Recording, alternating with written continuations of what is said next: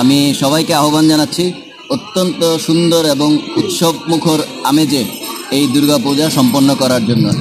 বাংলাদেশ সেনাবাহিনীর Khagrachari region commander brigadier general Hasan Mahmud PSC বলেছেন, নিরাপত্তা বাহিনী তারা তাদের কাজ করবে। নিরাপত্তা বাহিনীর দায়িত্বই হচ্ছে জনগণের সেবা করা এবং জনগণকে নিরাপত্তা দেয়া।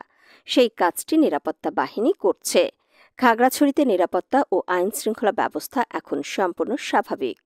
আমরা পর্যটন ব্যবস্থাও খুলে দিয়েছি। পর্যটকরা আসতে পারেন। 1 অক্টোবর সন্ধ্যায় খাগড়াছড়িতে সনাতন ধর্মাবলম্বীদের শারদীয় দুর্গাপূজা মণ্ডপ পরিদর্শন শেষে সাংবাদিকদের প্রশ্নের জবাবে এসব কথা বলেন তিনি।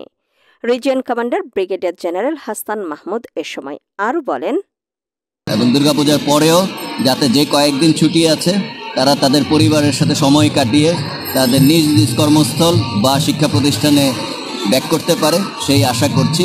এবং আমরাও প্রশাসন এবং এখানে যারা আছে সবাই মিলে এই হিন্দুদের এই দুর্গাপূজায় সবাই মিলে জয়েন করে এই পূজাটাকে উৎসবমুখর আমেজে আমরা শেষ করব। অবরোধ নেই, 144 ধারা এখনও জারি রয়েছে।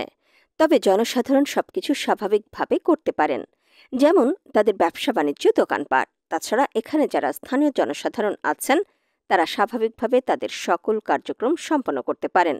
সেই সাথে সবাইকে সুন্দর এবং উৎসবমুখর আমেজে দুর্গাপূজা সম্পন্ন করারও আহ্বান জানান তিনি।